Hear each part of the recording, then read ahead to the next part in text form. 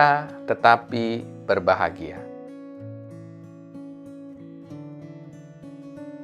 Matius 5 ayat 4, berbahagialah orang yang berduka cita karena mereka akan dihibur. Seorang penyair pernah menuliskan, hal yang membuatmu tertawa suatu saat akan membuatmu menangis. Dan apa yang kini membuatmu menangis adalah hal yang nanti akan membuatmu tertawa. Tertawa dan menangis adalah hal yang wajar dan umum terjadi dalam hidup manusia. Memang ada beberapa orang yang karena begitu sering mengalami kegetiran dalam hidup mengatakan, air mata saya sudah kering. Ini adalah tanda di mana mereka berusaha tegar, tetapi jujur saja terkadang ada yang menyangkali dirinya. Tuhan Yesus menyebutkan duka cita sebagai salah satu orang yang disebut berbahagia. Apa yang dimaksudkan oleh Tuhan Yesus di sini? Kata berduka cita dalam bahasa Yunani yang digunakan di sini adalah pentontes, yang artinya orang-orang yang sedang berduka dan bersedih hati secara mendalam. Ada nuansa berkabung dan batin yang begitu sakit karena ketidakberdayaan menghadapi kenyataan yang terjadi.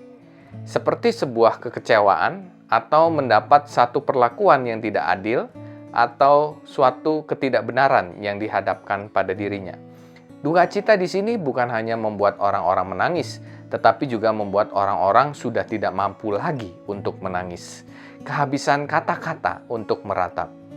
Seperti duka cita yang sering dialami oleh orang tua yang kehilangan anak kesayangannya. Seperti duka cita Yakub yang kehilangan Yusuf. Dan seperti duka cita Maria yang melihat anaknya, Yesus, disalib tanpa bisa berbuat sesuatu. Jadi dengan mengacu pada bahasa aslinya, kita diajak untuk memahami bahwa arti kata duka cita dalam bacaan ini bukan hanya sekedar bersedih hati atau uring-uringan karena sesuatu kegagalan atau karena kehilangan sesuatu yang dimiliki, bukan juga duka cita yang terjadi karena kesalahan atau kebodohan kita sendiri. Duka cita yang dimaksud di sini adalah duka cita yang terjadi karena ketidakberdayaan menghadapi kenyataan hidup, yang mengakibatkan seseorang hancur dan remuk hatinya.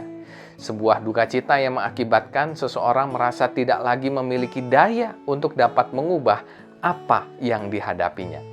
Dengan demikian, orang yang disebut berbahagia oleh Tuhan Yesus adalah orang-orang yang secara harafiah dan kasat mata remuk dan hancur hatinya. Tidak punya siapa-siapa atau apa-apa untuk berpegang dan berpengharapan. Orang seperti ini akhirnya hanya diperhadapkan terhadap dua pilihan dalam hidupnya.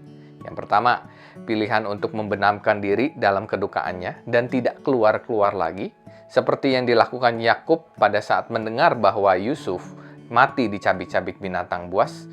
Ia berkabung sepanjang hidupnya sebelum bertemu dengan Yusuf. Atau kisah Yudas Iskariot yang kemudian mengambil langkah bunuh diri dalam sebuah penyesalan. Atau pilihan yang kedua, memilih untuk datang berharap kepada Tuhan dengan satu keyakinan bahwa Tuhan mampu menolongnya di tengah-tengah kedukaan yang dirasakannya.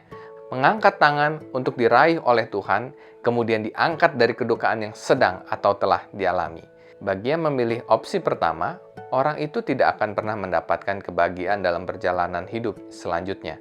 Sedangkan bagi yang memilih rute yang kedua atau opsi yang kedua, orang itulah yang disebut oleh Tuhan Yesus sebagai orang yang berbahagia.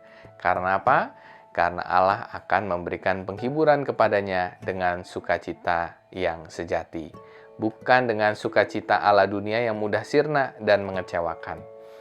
Dari penjelasan tersebut, kita dapat menyimpulkan bahwa tidak semua orang yang berduka cita secara otomatis disebut orang yang berbahagia. Hanya orang-orang yang dalam kedukaannya yang memilih untuk datang berharap kepada Tuhan sajalah yang akan mendapat penghiburan dan disebut sebagai orang yang berbahagia. Seperti itukah diri kita ketika berada dalam keadaan duka cita? Selamat merenungkannya. Tuhan memberkati kita semua. Amin.